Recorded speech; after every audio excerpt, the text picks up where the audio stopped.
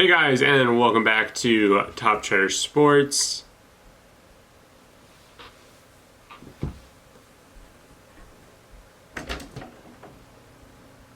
Hey guys, and welcome back to Top Cheddar Sports.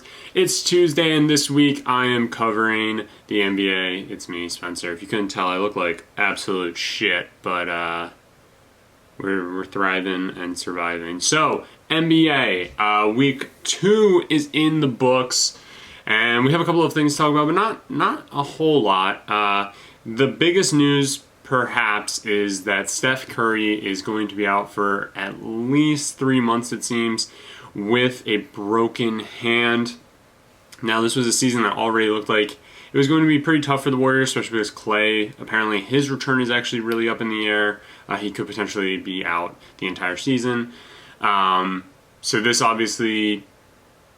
Not good for the Warriors. They do still have Draymond and D'Angelo Russell, so we'll see if that duo, what they can do. But it's, I think, going to be time pretty soon to blow it up in for the Warriors. They'll get a high draft pick, so depending on if they keep Draymond or not, if the plan was to actually trade D'Angelo Russell, and they do, and they keep Draymond, they'll have their big three and a top draft pick next year. So we'll see how that goes for them. Obviously, with injuries, you never really know. Maybe it won't be 3 months, but it's looking like it'll be at least 3, if not more, for Steph.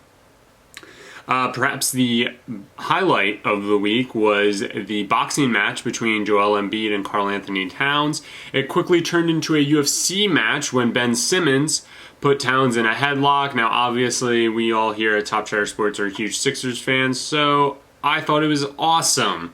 I thought it was great. I thought Karl Anthony Towns was being a little bitch. Bias aside, Karl Anthony Towns was kind of being a little bitch that entire game. Both Embiid and Towns are ejected from the game. Both Embiid and Towns are suspended for the next 2 games. I believe they're both going to be back now, though. So from this video on, they should be good to go.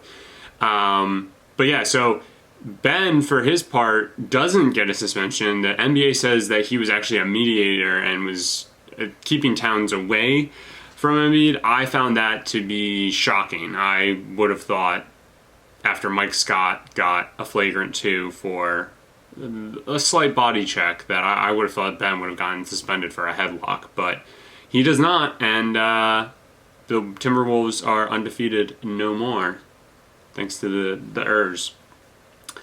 Kevin Durant was asked this week about a possible return this year, and he pretty much ruled it out and basically said that's not going to happen. Again, just like we were just saying, injuries sometimes can heal a lot quicker than you originally anticipate, but with Durant, it seems like he is going to be out this entire season. All right, so the best matchup of the week was hands down LeBron James against Luka Doncic. Game ends up going to overtime. It's one hell of a game. If you didn't get to watch it, go back and watch the highlights. But all you really need to do is watch LeBron versus Luka. So LeBron ends up with 39 points, 12 rebounds, and 16 assists. And Luka says, hey, anything you can do, I can do almost as good. He ends up with 31 points, 13 boards, and 15 assists. So this was the first time 2 opponents ever topped 30 points, 10 rebounds, and 15 assists against one another. So that's really awesome. Next game, Doncic goes out and almost does the exact same thing against the Cavs. He's the first player ever to score at least 29 points, 15 assists, and 13 rebounds in consecutive games. And he's the youngest player with back-to-back triple-doubles in consecutive games. So tip of the cap to Luka, one of the most exciting players to watch in the NBA. He's a lot of fun. LeBron goes out and does LeBron things. He posts a pretty standard triple-double by his standards, but it was the first Laker back-to-back triple-double since Lamar Odom did it back in 2006 or something like that. So congrats to LeBron there, as he continues to just be one of the best players we've ever seen. Last night, the Sixers were the last remaining undefeated team. They faced off against the Suns, and if you don't know something about the Sixers and the Suns, let me let you in on a little secret. Devin Booker loves to score, and especially against the Sixers. I believe last night was his 66th or 67th 30-point game already in his career. That's absolutely insane. He will probably be atop that leaderboard by the end of his career, I would think. And the Suns end up winning that game. So no more undefeated teams. So the Heat, Sixers, and Lakers, they're all tied at a 5-1 mark. With obviously the Heat and Sixers atop the East and the Lakers atop the West. Celtics round out the top three in the East. They are 4-1, and the Suns and Clippers are each 5-2. Suns are a huge surprise this year with how they've played. That does it pretty much this week. One last thing, there was a bit of breaking news before I started recording this. John Collins of the Atlanta Hawks, a really good young big man in the NBA. He is suspended 25 games for violating the anti-drug policy in the NBA. So you really hate to see stuff like this. Such a promising young talent, making such a simple mistake.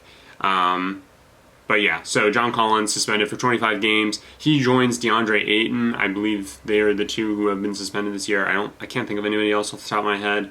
And Ayton as well. Young, and that's a pretty stupid mistake, in my opinion. So, but that does it this week for the NBA. Let us know down in the comments what games you're excited to watch this week, and leave a like, leave a comment, smash that subscribe button.